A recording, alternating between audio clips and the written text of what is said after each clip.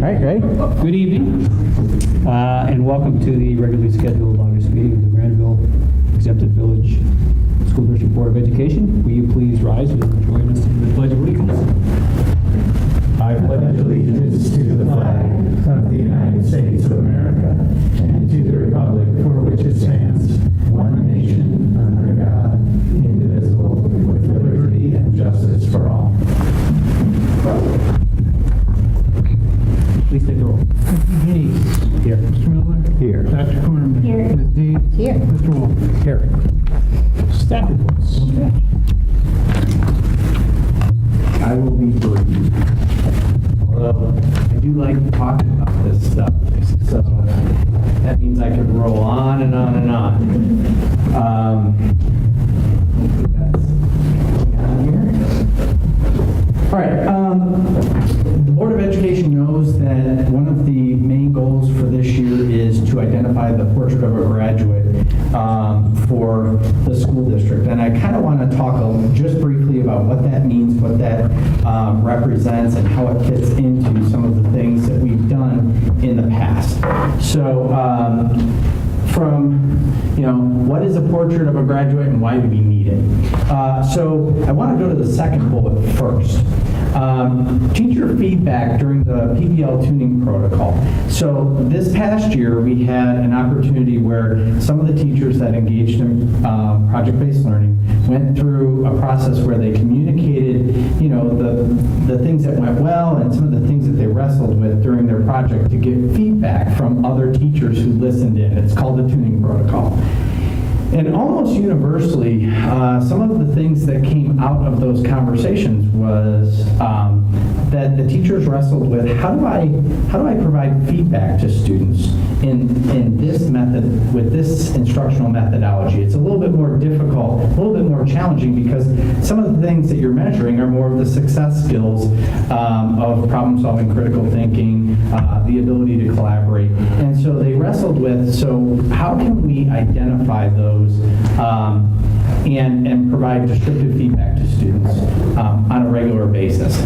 And it fits into the learning foundations. One of the things that I show every convocation, and I will this Thursday, is the learning foundations. It's the core of everything that we do. It's the intersection of curriculum, assessment, and instruction to get at the heart of student learning. And we've had those 4 or 5 areas around the learning foundations that are what we call 21st century skills. But those were things that, quite honestly, I put into the learning foundations. It wasn't something that there was any community consensus around. And so if we're going to identify those 21st century skill sets, I think it needs to be a collaborative process. And you'll see that I think the process needs to start with the staff. Because they are the ones that are obviously most connected to the student's success in the classroom. What it does is when you're doing a project-based learning experience or a design thinking or some type of thinking routine in the classroom that gets kids into more of a dialogue or a project that is more holistic, it gives them a North Star. All right? It says these are the things that we are trying to build, whether it's problem solving, critical thinking, communication, collaboration, whatever those are. But some of them are a little bit more challenging, like what does it mean to be an empathetic collaborator or a global citizen? Those are things that we need to unpack a little bit, so that we can have a deep understanding of them and then point to them with intentionality, which is really guides future work with intentionality around the success skills identified in the process. Mike was sharing in a meeting with him last week that several years ago they went through a similar process, but I think it was done mostly at the high school, if I'm correct, Mike, that you talked about the portrait work. Oh, yeah. Yeah, and so I think what we're talking about here is the integration of the project-based learning with the portrait of a graduate to get at deep learning. And so what we're going to do, and we've already started, is we met with the team leaders in June, and we started this process of identifying and getting some consensus around what are some of the success skills that they think students need to be successful when they leave us, not just to go into college, but to prepare them for life, because our mission is learning for life. Mr. Bernath and I are going to be facilitating staff meetings in the fall at all of our buildings to get staff input on what they think the success skills should look like. We'll do a small community engagement in early 2019, and then a group of engaged community members and staff will come together as a design team and work with the Board of Education to finalize the portrait. And I'd like to communicate the portrait to all stakeholders in either April or May, knowing that this is a fluid process and it might ebb and flow based on the work that we can do. So what I put at your desks, Patel for Kids has been what I call a thought leader in doing the portrait of a graduate work. And they talk about the necessity for this work, which is really reinforcing what we did with project-based learning several years ago. But they talk about the landscape shifts that students are going to experience or are experiencing right now that lead to the necessity of this type of instructional methodology and or portrait of a graduate work. And so what they have is, I think there are 12 to 15 shifts, but there's really several different categories. One of them being on the first page, changing workforce needs. And so there are several pieces that they put together from a research standpoint that really support this type of work. But what I wanted to do was just give you a sense of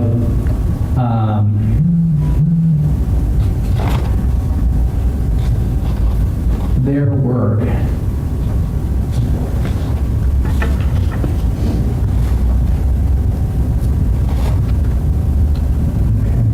There we go. So this is their portal, and you can see the Learning Hub over there is just free resources to move education forward. The network, remember I chair the Ohio network for Patel for Kids around 21st century learning. So that is our hub for the network. So that's our resource repository. They have an online learning component, but really that portrait of a graduate is what I'm most interested in. And so they have a whole getting started guide for superintendents that really kind of talks about the process that should be utilized. But their notion is plan, activate, create, and adopt. And they have steps and ways to engage in that process. And they have, ways that you should think about designing your portrait design team, having business leaders, higher ed, community members, all involved as a design team to help do this work together. But really, the students, the teachers, the families, the school leaders, and the district leaders are our world that we can really control. But what I wanted to do was just give you a sense of, in their resource hub, some of the ones that have been created.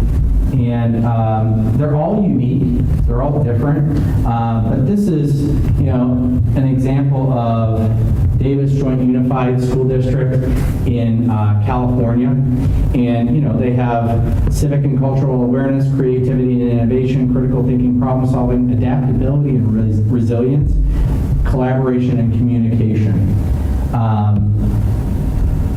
So there are multiple examples of this. The video up there, Southwest Allen County Schools, I've actually worked with Phil Downs, the superintendent there, in cross superintendent cohorts for Indiana and Ohio, and he's done a lot of great work. But there are a lot of examples, and what my hope is that in the next year, Granville has something that they can put up there that complements not only our mission statement of learning for life, our work in project-based learning, and the learning foundations. So, but let me give you an example of what I heard from some of these school districts, because I worked with Chelsea School District, and I worked with, where's Celine? Celine was up there as well. What I heard from them is that they did the portrait of a graduate work first, and then started to try and change classroom practice and instructional methodologies after they developed the portrait of a graduate. And I said, well, actually we did a lot of work in project-based learning first, and now the need for a portrait of a graduate is really evident. And we had a lot of great, rich dialogue around that, because I think for us, the fact that our teachers are saying, hey, this would be a really good thing to identify and unpack is what I think will make it even more successful moving forward. Again, this is something that is going to be pretty non-invasive from the staff perspective, but really high leverage longer term for Granville School District, for this board and future boards. So this is critical work that I think will lay an excellent foundation that will complement the work that we're currently doing. So what questions might you have, if any? So this is great stuff. I'm really excited about this and so forth. It's great to establish those goals, right? I assume there's several things that come out of that, including like a report card, if you will, or a metric system both for the students as well as for kind of families and teachers to have education around. Is that sort of one of the primary goals? So you have like a metric or some communication mechanism, or what's that look like? The first piece of this is really to articulate what that looks and feels like. So unpacking it into an instructional framework. So whatever collaborator means to the Granville community, if that's one of the things that's picked, really unpacking that so that you can be intentional in promoting that during project-based learning experiences. Down the road, one of the things I think is a possibility is providing descriptive feedback through a complementary piece of information that can go to parents and students to say, this is where you're at along these metrics. Not evaluative from the standpoint of a grade, but descriptive to the instructional framework. And because some of these skill sets have to be refined with practice over and over and over again. And I'm going to tell you, a lot of the workforce doesn't have some of these. So right now, so it is much more about providing descriptive feedback to students so that they can grow in these areas versus evaluating them from a grade standpoint. And we've kind of talked about that in the past around some of the grading practices. And I think that's going to be a rich conversation, probably 2 years down the road, once we establish it and we integrate it with our current practices and build the instructional framework. But that's, your thinking is accurate from the standpoint of what would be a natural evolution. Right. And also maybe from a portrait of a graduate, how do we communicate what our graduates have after that? I think in the context of 21st century skills and so forth, like communicating to wherever they're going to head after they leave us, right, is important that we are effective of kind of what this student has, right? And a grade card and an SAT is one thing, but there's something more there that I think we have the opportunity to communicate that speaks to the kind of education we do that might help them or help universities or wherever they go. So last week I had the opportunity to be a listener, but also a co-presenter with Ted Dintersmith, who wrote The Most Likely to Succeed and Now What Schools Could Be. And he's not an educator, he's a venture capitalist that's retired and is doing this on his free time. But he has done a lot of great work, and one of the things that he really thinks is critical is that higher ed needs to also have some for lack of a better term, skin in this game. They have to change some of their metrics so that students don't point to those and as an excuse to say, hey, I'm doing this because it will get me into this school. Because sometimes that can be limiting from a growth standpoint. And you're right, an ACT score doesn't really tell you what type of person you're potentially getting on your college campus. So I think, schools that are doing interviews that are actually engaging in that conversation with students are probably at a competitive advantage long term because they're going to get better candidates through that process. So higher ed, absolutely. Right now, we send out kind of the Granville High School profile. It would be unique to see, listen, the Thomas Miller profile. Here's what Thomas can offer you. It would be kind of a unique space to be. And I'm still just trying to get my head around exactly the mechanism or what this actually looks like and works like. Can you give me sort of an example at the granular level of like one of their school district and what like one dimension they measure and one actual thing that comes out of it? Because it's all a little fuzzy to me still. That was great. This is good stuff. I kind of like the direction of it. Southwest Allen, what they did is they identified their portrait of a graduate. They did an instructional framework off of that.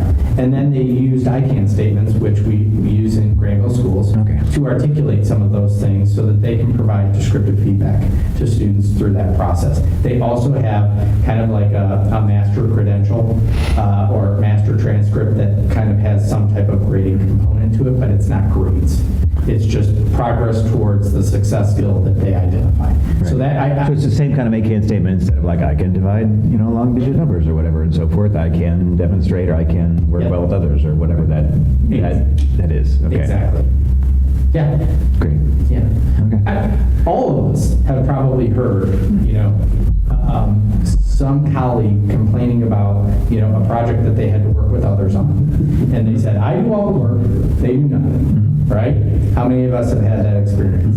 I know Ryan can raise his hands. So those are the types of things that we want to be able to help kids and communicate with students. And we have a capstone project at the high school. We have, Senior project is the ideal thing to do. It's an ideal thing to kind of complement this work and be able to provide descriptive feedback to the students through that panel presentation. I think it would be huge. It's really tricky though because you're kind of establishing sort of standards, but really they're for things that aren't necessarily standard across individuals, right? Like some individuals might be really good at collaborating and leading a team, and others might be really good, more introverted individual contributors, right? And you don't want to ding either one of those, or some might be more graphically, artistically inclined, and others could be more technically savvy, and those are all good, important 21st century skills, right? So establishing, a grade or a standard or something like that around it is a tricky process. And that's why I think it's important to not necessarily standardize it, but to provide descriptive feedback around whatever the standard might be or the articulated emphasis. It's all about the collaboration. Exactly. Everybody brings their particular skills and strengths. Right. And hopefully brings it to a team that has complementary skills and strengths. One of the things that I think struck me, I don't know if it struck you, but every time we've had kids come and present, I've asked them about what if this were graded? And they usually say, listen, I'm kind of passionate about this. I don't necessarily care about the grade. I'll probably get a good grade, but to me, it's about high levels of engagement through project-based learning and then offering descriptive feedback to the students around some of those identified skill sets. So the idea is to help them actually find what their strengths are. Yes. So it's not like you have to be high in everything, right? Like that we choose, right? This is a strengths-based model, Right. not a deficit model. 100%. Good point. Yeah. That's a good point. Yeah. Cool. I'm really excited about that stuff. That's great. It's going to be really powerful. Yeah. Excellent. Any other questions? So we will kick this off shortly in September and we'll keep moving forward.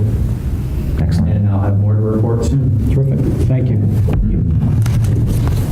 We are now at the point in our agenda where we open the floor to public comment. If anyone would like to step forward and offer any comments, you're welcome. Hearing none, we'll close the public comment. And we'll move on to board discussion. There are 2 points of interest, I think, on board discussion for tonight, not that we limit it to that. The board can discuss anything that you all want to. But two of the things we identified were administrative compensation and of course, the impending levy effort. So, if you'll permit me, I'd like to start the discussion on administrative compensation. Just as a way of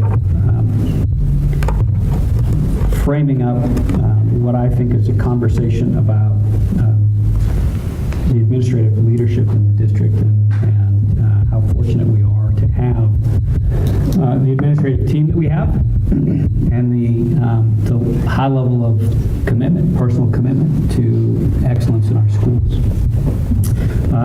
I know we all attended the various public forums on school finance and how we fund our schools that we held following the May election. And in at least one of those forums, there was a comment, the one where we posted all the sticky notes in various locations. There was a comment or two, anonymous as instructed, that offered up a suggestion for closing our financial gap by having the senior administration level take pay cuts or otherwise adjusting compensation. And at first blush, the gap that we have in funding is well beyond. We pay our administrators well, we don't pay them that well. Well beyond what could be achieved with a pay cut. But I did want to apply some context to that discussion, up to that point. Because folks don't know in this community how we compensate. At least with respect to the superintendent and the treasurer, we negotiate contracts for each of them. It calls for a base rate of pay, calls for certain performance criteria. We set and establish goals, performance goals for, the board does for each of the superintendent and the treasurer on an annual basis. Their employment agreements call for potential salary increases and additional compensation, bonus compensation, if you will, but additional compensation based in large part, on whether those performance criteria are met. And the board, at the end of every fiscal year, meets and evaluates each of the superintendent and the treasurer with respect to those goals and whether they were achieved or not. One thing I want to let everyone know is that since 2012, maybe 2011, but 2012 I know for certain, both Mr. Sobel and Mr. Brown have, of their own volition, declined awards, multiple awards, compensation awards to which they were entitled under their employment contracts, which they had earned consistent with their performance criteria, their evaluations and their goals. The board evaluated the goals and their performance and determined that those awards of compensation were earned and should in fact be paid. And Mr. Brown and Mr. Sobel declined them. They did so again this year. The board recently met and evaluated both Mr. Brown and Mr. Sobel versus their criteria, and came to the conclusion that they had met their performance objectives and they were entitled to the performance compensation that was part of their contract, and each of Mr. Sobel and Mr. Brown declined to take those awards. They did so for their own reasons. If I might offer a perspective, they did so because they felt they would be uncomfortable doing so, given that we had just had some reductions in force, that we had not passed the levy. But it's important that everyone knows they were entitled to that money and they declined it, entirely of their own. The numbers, to give you context, going back to 2011 or 12 for certain, the numbers, the amount of compensation that Mr. Sobel has declined since that period of time, including this year, totals $24,000. the amount of compensation that Mr. Brown has declined over that same period of time totals over $33,000. Not insignificant amounts of money. And again, money to which they were entitled, money that they have earned. So I welcome all of the suggestions from folks around the community, but the financial issues that we face, like every school faces, with respect to rising costs and with respect to limited resources and with respect to burdens on local taxpayers, aren't to be solved on the backs of any administration team, and certainly not this one. This one, I would submit, has walked the walk every step of the way in terms of their personal and professional commitment to the community and to the Granville schools, and I applaud them for that. I don't know that I would have made the same decision had I been in their position, but I certainly applaud them for that, and I feel that our community and our school district is very fortunate to have each of them, and I thank you for that. So, I don't know if anybody else has any comments, but I'll step off my soapbox for a minute. I'd like to make one comment. In addition to Mr. Sobel and I, the administrative team also declined step increases this year. We did grant them 2% base salary increases, consistent with the collective bargaining agreement as well, but they declined the step salaries. So also something that I think should be noted as well. Thank you for pointing that out. Yeah, that is indicative of the high level of character and quality and commitment that we have in the entire administrative team. And again, we are extraordinarily fortunate to have that team on board. Thank you for pointing that And I'll chip in. I mean, the metrics that we establish are significant metrics, right? And we continue to be pleased with the performance for certain, right?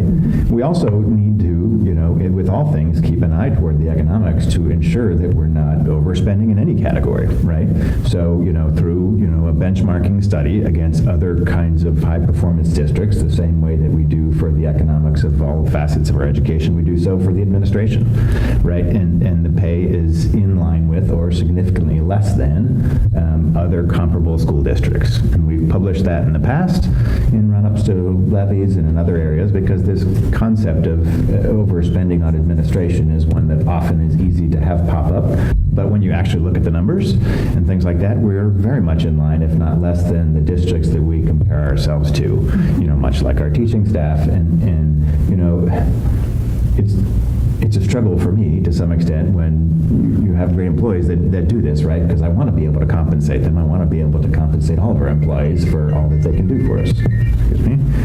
But, we need to keep in line, we need to look at what other comparable districts are like and what overall expenses are, because, our expenses are driven by our salaries, right? In large part because this is a service-driven organization and things like that. So we will continue to kind of scrutinize that to some extent and ensure that we're in line. And I'm certain that we're not out of line there. That's numbers and information that we've published quite clearly, and information that we keep close track of, right? So I'm very proud of all of our employees and certainly our senior administration, the whole administration team, and the teaching staff, right? Because they choose to work here in Granville. They choose to do so because I hope it brings them satisfaction with the products that we create and things like that. And I hope we can continue, if we get the community support to offer a great working environment, right? And it pains me when we have to lay people off. That was really incredibly painful, right? And the fact that the rest of the administration staff was stepping up to show their solidarity to some extent is a powerful statement.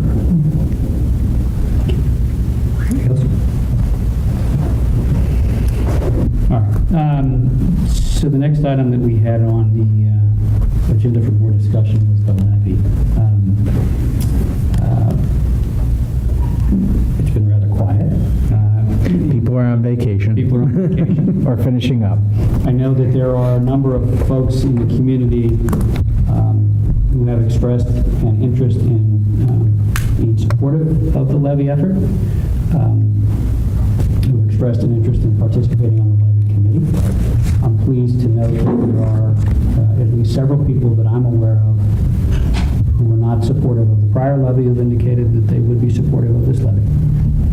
And I think that's testament to the generosity and open-mindedness of the community, to the fact that we've been able to put information out there which clearly indicates the need for the levy. No one likes to pay more taxes, but the need is great. And I think, as Mr. Miller just indicated, indicative of the fact that we continue to be, I think, prudent stewards of the community's resources, and we'll push forward with that going forward. So I don't know whether folks have general observations or anybody wants to offer anything on the levy. I do know that I think you expect that the levy committee will have a meeting and a launch sometime soon. I know that there is a community forum that to explain school financing this Thursday at 7 p.m. in the Little Theater. Which is not actually a levy discussion, it's really more of an instruction on how School financing. Yeah, but it was a byproduct of the feedback that we received during the 4 community forums leading up to. Somebody said, it'd be great if Mike got up and did a tutorial on School Funding 101, and so that's what we're calling it, School Funding 101. We'll film it and put it on the website for anybody with insomnia. Correct. Wow. It's not Mike. Mike does the best that he can with a dry subject. Yes, that's right. So there's that, and then I know that there's a meeting next Monday. It's been out on social media. Folks interested in learning more about the levy at the public library. So I think that there's some enthusiasm building for that, but it really is going to be an issue of engaging the community, and providing information and laying out the facts. As Thomas indicated, we know we have a great product. We know we do it at a cost which, relative to other districts that provide a similar product or closely similar product, our costs are better. Our costs are lower, and we'll continue to be efficient in that way, and continue to advocate for community support for great things that are happening in Granville schools. I have not been hearing much of anything about the levy at all. Right? It's out there, and I think it feels a little bit like we're last minute with this, and I think the last one was a little bit last minute, but the last one was coming off of 5 years of people not thinking about it.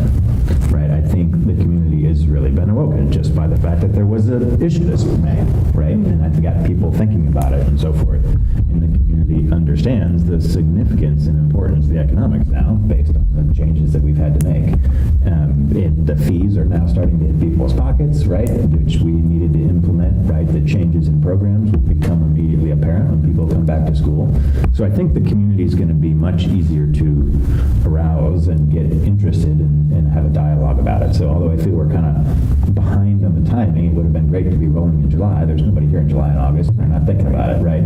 So what we really need to do is make sure we start the school year great, right? And fortunately, I really don't think we need to have nearly as much conversation about the analysis and the numbers and the mechanisms, because we're talking about an income tax again, right? People have already kind of got their minds around that or started to think about it, right? It's a little different mechanism, but still, people are kind of more used to that because we've been talking about it sort of all year.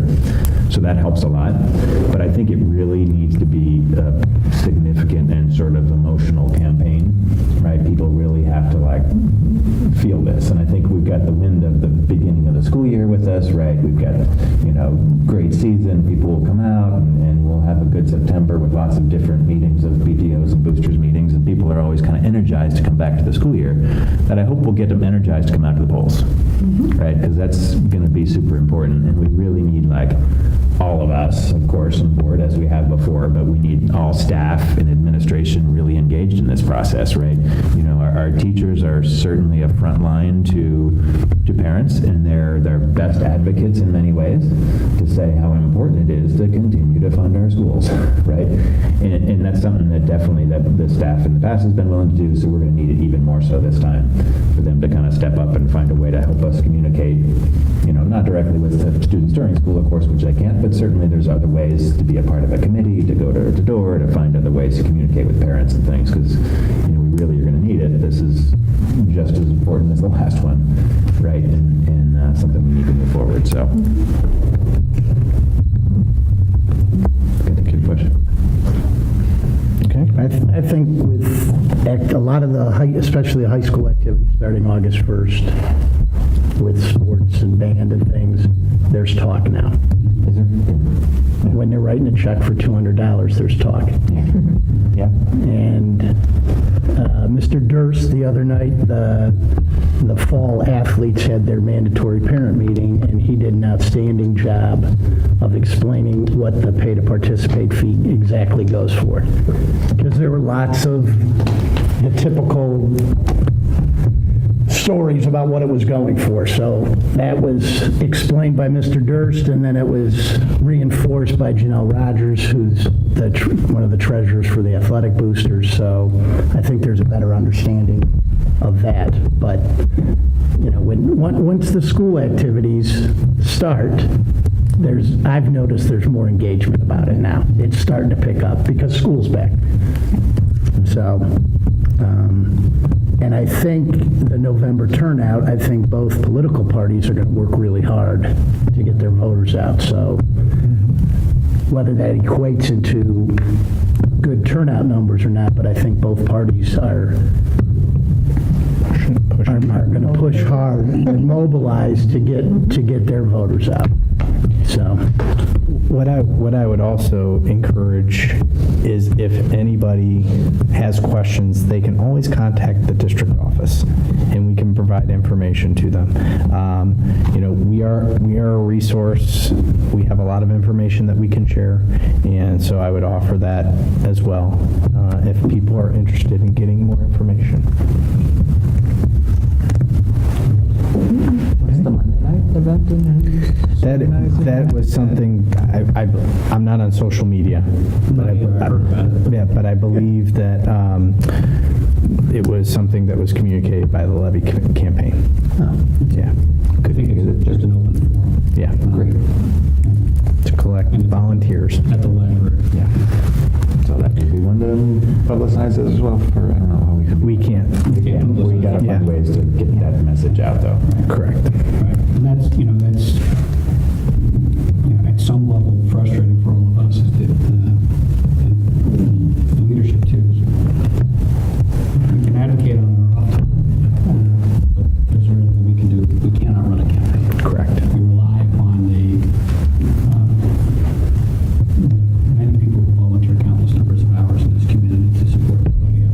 Yep. And we're grateful for that. And we can all participate, certainly, in the Livi campaign. Yeah. And so forth, so. Anything else? All right. Action agenda. Yes. All right. The appointment of a delegate to attend the annual business meeting of the Ohio School Boards Association.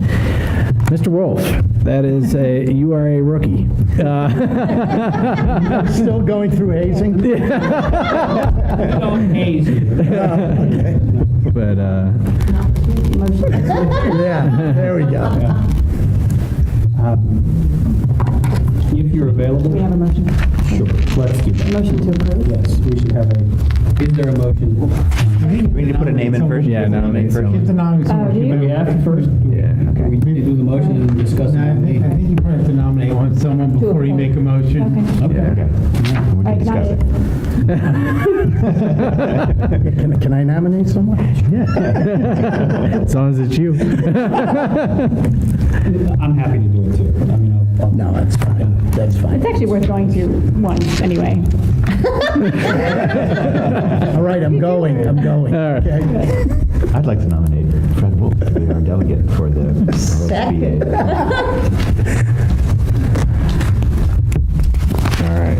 Let's take the roll, please. Close that discussion. Mr. Miller. Aye. Ms. Dean. Aye. Dr. Corman. Aye. Ms. Wolf. Aye. Mr. Denise. Thank you. All right. Oh, go ahead. I was going to say, I will be your understudy if you're not feeling well that day. 8.02 is the approval of the bus routes for 1819. Second. Fred.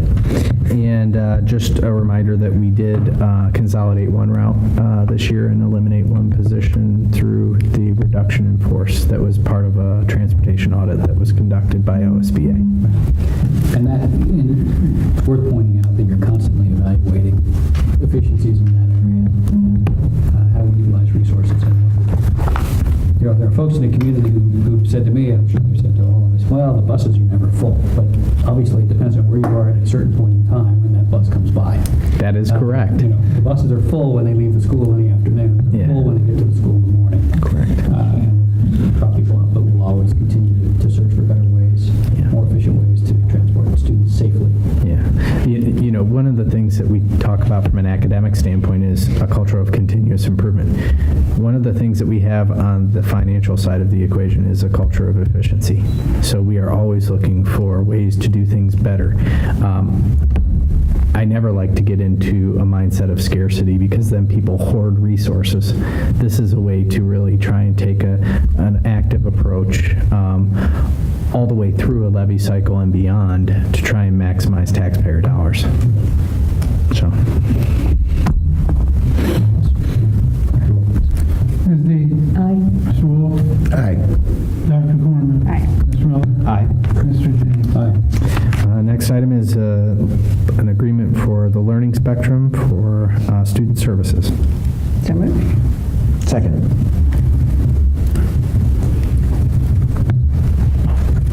Great. Thank you. No, These No are services are provided during the school day that's correct. So, on the campuses. yes, absolutely. And we've had this contract before. Yes. Yes.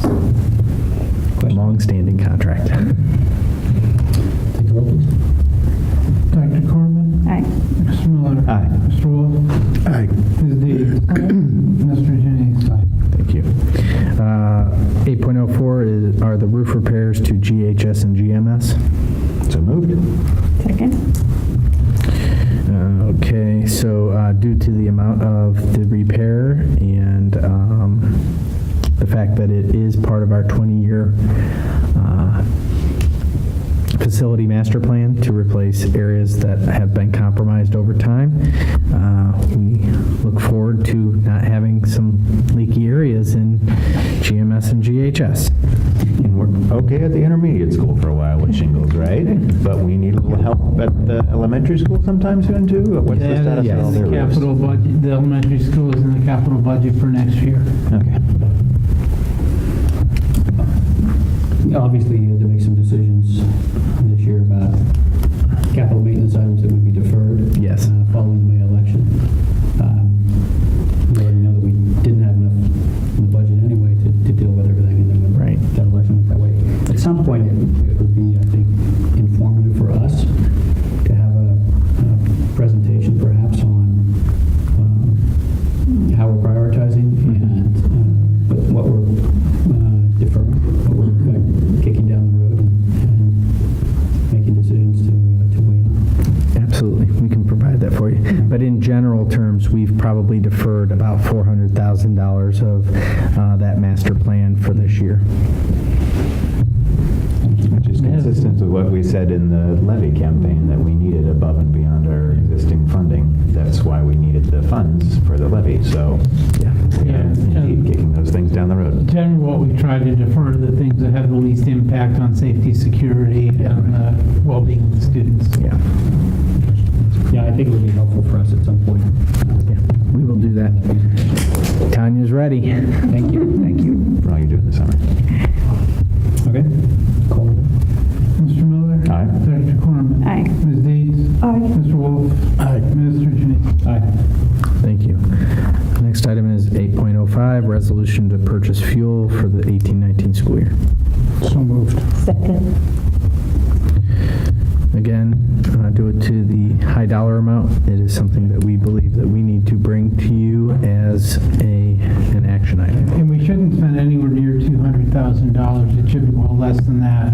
But we can't control what happens to diesel prices over the next 9 months. I didn't want to have to come back sometime and ask for more money because diesel prices shot up. So generally, we should spend under $150,000 on diesel fuel.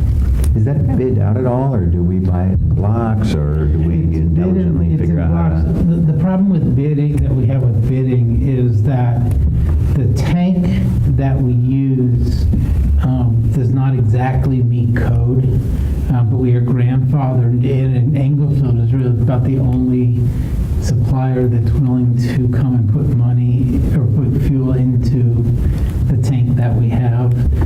We are looking at costing out what it would take to both replace that with something that does meet code, and also the possibility of it's a 5,000-gallon tank, is the possibility of replacing it with something larger that would allow us, at times when fuel prices are low, to be able to stockpile better.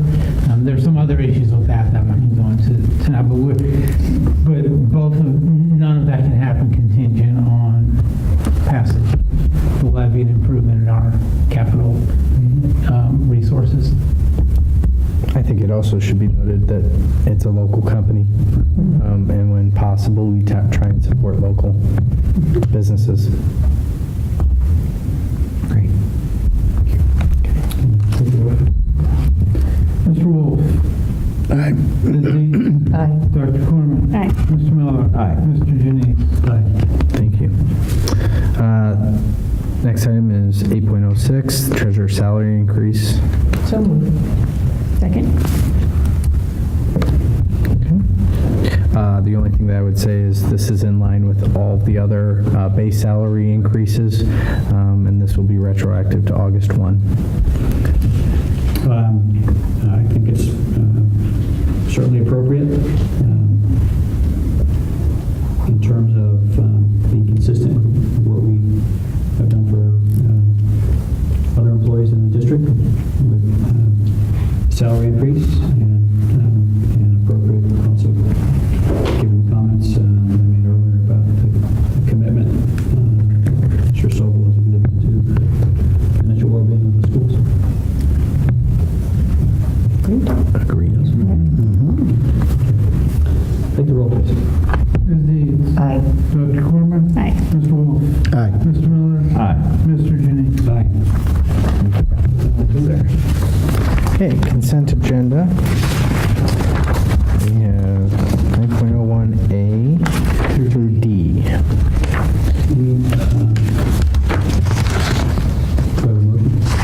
So moved. Second? And because Mr. Wolf is listed on the consent agenda, I would advise him to either abstain or to carve him out, whatever you desire.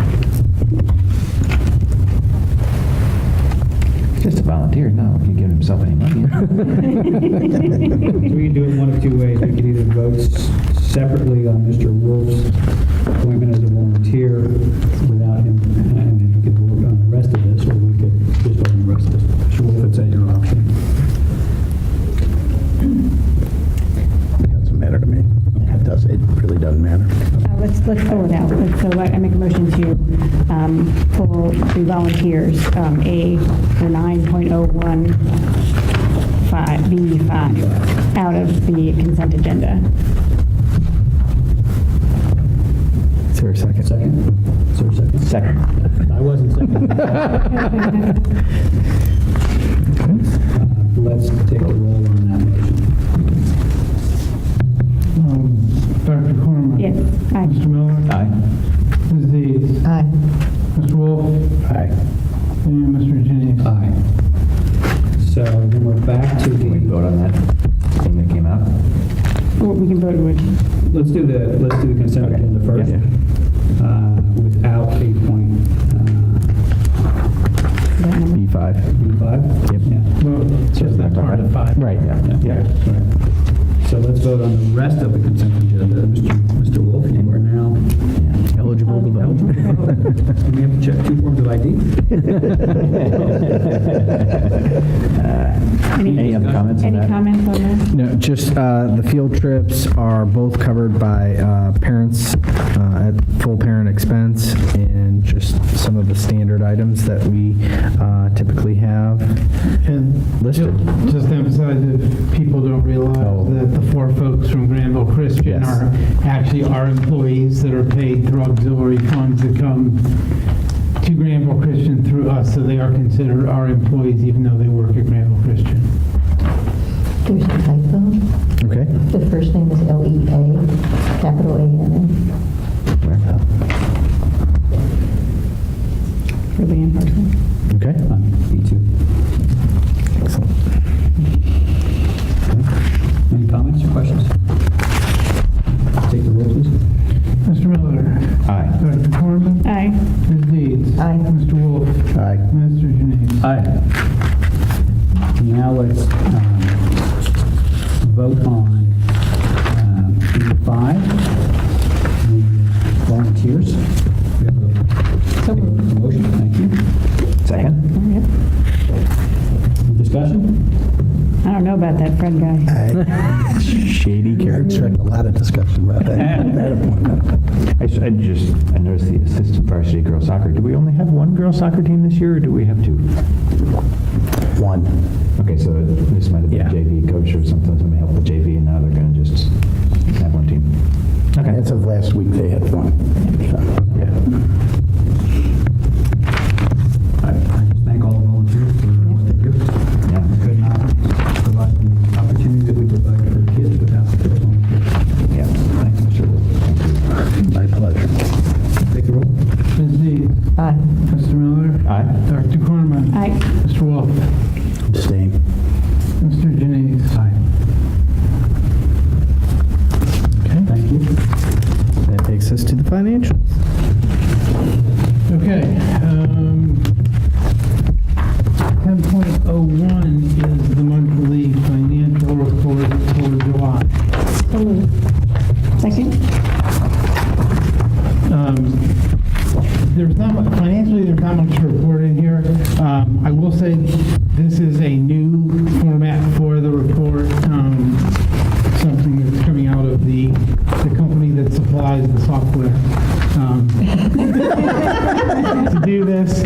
I would appreciate any feedback as far as the layout of the report, the understandability and things like that, that I can relay on if, if there's fine tuning that needs to be done. But financially, there is not a whole lot to report. There are two things really distorting the month.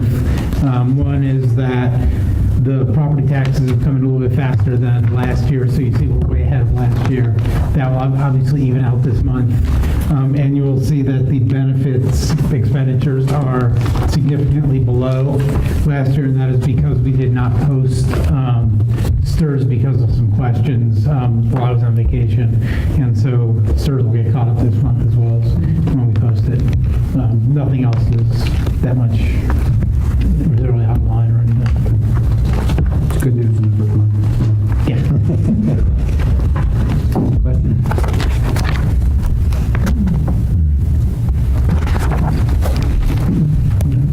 Ms. Deeds. Aye. Dr. Corman. Aye. Mr. Wolf. Aye. Mr. Miller. Aye. Mr. Janice. Aye. Second is a resolution for revisions to one of the 457 plans that we offer. So moved. Second. This is just a technical change. There are several different 457, which are deferred compensation plans that our employees can participate in. One is through the state, which is not this one. We also have a plan that we have participated in for many years through OASBO. That's what this is. There were some changes last year made in OASBO to who could provide services through that plan. And this is just us readopting our participation in the plan to recognize the changes in their structure. This is nothing, there is no financial impact on the district. This is strictly a voluntary program that the employees can join. Questions? Dr. Corman. Aye. Mr. Wolf. Aye. Mr. Miller. Aye. Ms. Deeds. Aye. Mr. Janice. Aye. Thank you. 10.03 is a resolution to reallocate millage. So moved. Second. Okay. This resolution is, we are passing it to move, get the ball moving. It is contingent on the passage of the income tax in November. This is what we need to do the inside millage swap to deal with our capital budget. The plan is to do the millage swap in two pieces if the levy passes. We will move $1.25 million this year from current expense to PI and another $1.5 million next year from current expense to PI. We do not have, there's a process in law for doing this if it results in a tax increase, which it can, that we would have to follow. Well, because we are not at the 20 mil floor, there is no tax increase in this. It's strictly a reallocation of purpose, so we do not have to follow the steps outlined in the law. And so what this will allow us to do is to get the ball rolling so that we can get tentative approval from the County Budget Commission. Without doing this, we would literally have to have a special meeting the day after the election, and then they would have to have a special meeting probably the day after that to do all this, because it'll be right at the time that the rates are being set for the year. So this will just allow a much smoother transition. Of course, yeah, should the levy fail, then nothing in here will happen. And we'll have some following action item at a different meeting to actually approve this and kick it off, or this kicks it off? This will, This is to start the process This is actually, contingent on the levy. this is the only action the board has to take to allow us to start the process. That the conclusion is the approval by the Budget Commission, contingent on the levy passing. Okay. Questions? Thank you for being proactive about this. I'm optimistic that the community will support the levy, and we only have to have a fire drill to get this done at the end. That will be the hope. Yes. Ms. Deeds? Aye. Mr. Miller? Aye. Dr. Corman? Aye. Ms. Wolf? Aye. Mr. Janice? Aye. Is there a motion? Adjourn. Second? Second. Ms. Deeds? Aye. Dr. Corman? Aye. Mr. Wolf? Aye. Mr. Miller? Aye. Mr. Janice? Aye. Thank you all. Thank you.